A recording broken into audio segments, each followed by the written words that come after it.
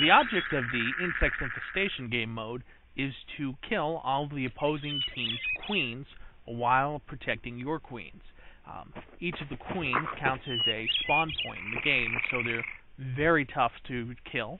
And to kill them, you're going to need to employ a lot of tactics and all of the resources available at the map to conquer the enemy. To accomplish this, we have two different types of points on the map that we want to control and meanwhile deny our enemy from gaining access to. If you take a look at the mini-map, we have the resource points in white, they're the R's, and we have the upgrade points in green with the U's on them. Now you may notice I have some points grayed out, and the other ones I have kind of strobing back and forth on the map. The ones that are strobing are unlocked, and the ones that are grayed out are locked, which can also be seen by the fact that they all look like small padlocks, and the unlocked ones have the lock off to the left. Resource points are where we get resources to build buildings, create more advanced classes such as heavy soldiers or additional queens, etc. However, to gain access to those classes, we need to build upgrade towers. Upgrade towers allow us to build more advanced classes depending on the number we have. For example, a heavy soldier requires 3 upgrade towers, and a queen requires 4 upgrade towers. Upgrade towers also enable us to gather resources faster, as there are drop-off points for NPCs harvesting resources. So by controlling these points on the map, we can enable our objective and kill the enemy queen. Also, if you take a look on the map, you can also see our different buildings or plants that are available. For example, if you look at the tree trunk in the upper left-hand corner, you'll see an odd-looking leaf. This is the ants resource plant, which can be seen right here. This is right here. You'll notice it has these dancing white points on it. This is what a resource point actually looks like when you're next to it on the map. The upgrades are similar looking, just with a green color. We have one right here, as you can see, and this is an upgrade point.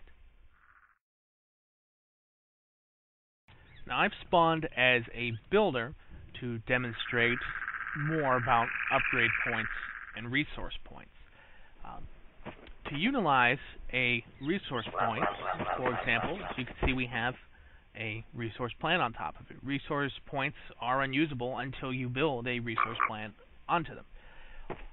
Also, after a resource plant is created, it has to be linked with a pheromone trail back to a queen.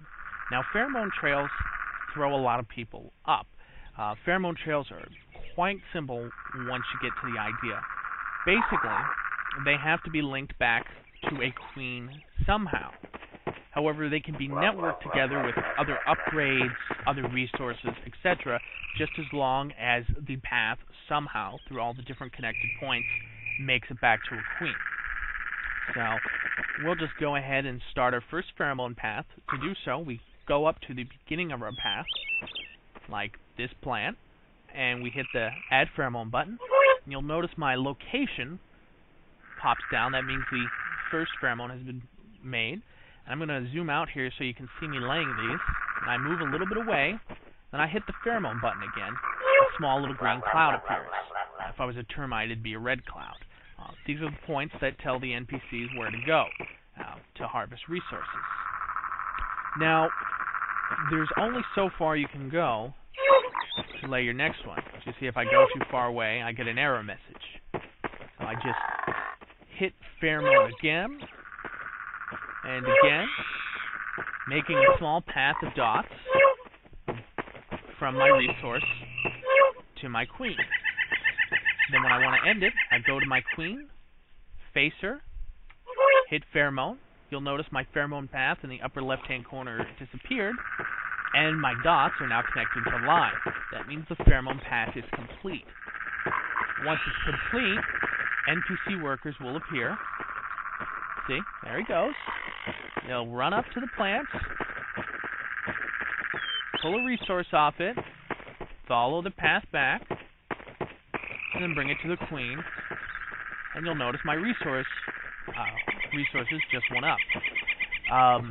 Workers always take the shortest path to the resource. They always take the shortest path to a drop-off. You can have many different resource paths. They'll only take the best one they can use. And it's actually pretty simple. Now, I'll just have him going a little bit. The other part of the resource chain is the upgrade. I'm going to go ahead. I'm going to build an upgrade tower right here. And we'll get into building a little bit later.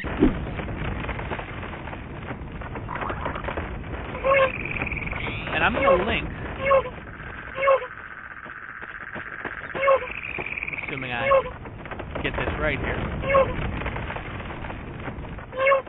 I'm going to link my resource path here back to my queen.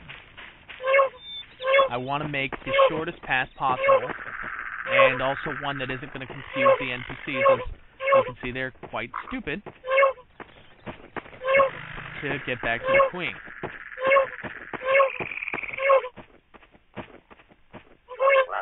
There we go, and you can see it is built.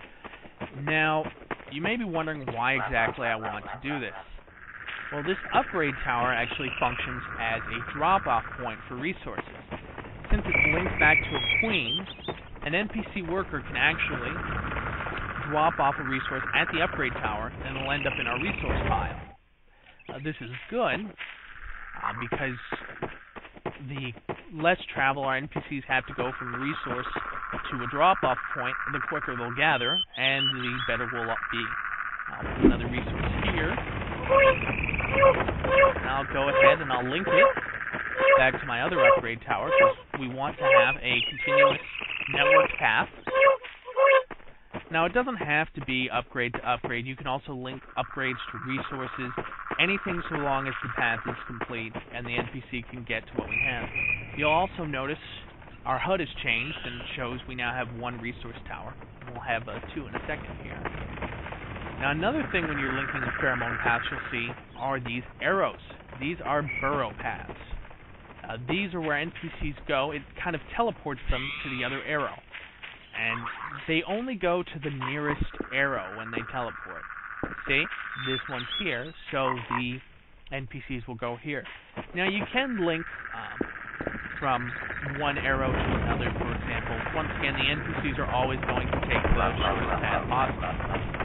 I'm going to link this here. We link from the burrow to the upgrade. That upgrade goes to the previous upgrade, and that upgrade goes back to the queen. And then I'm going to go up here, and we'll build our first resource. Once again, we'll get back to building in more detail later. Right now, we're just kind of talking about how this works. And we'll build our resource plant on the resource point. And then we link it to the burrow path, and as you can see, it's got a line binding it. And now, as soon as that resource is built, an NPC is going to come from the queen all the way here. He'll go to the plant, and then he'll go from the burrow down to that burrow there, and then to the upgrade, and he'll keep harvesting and harvesting until something hurts him.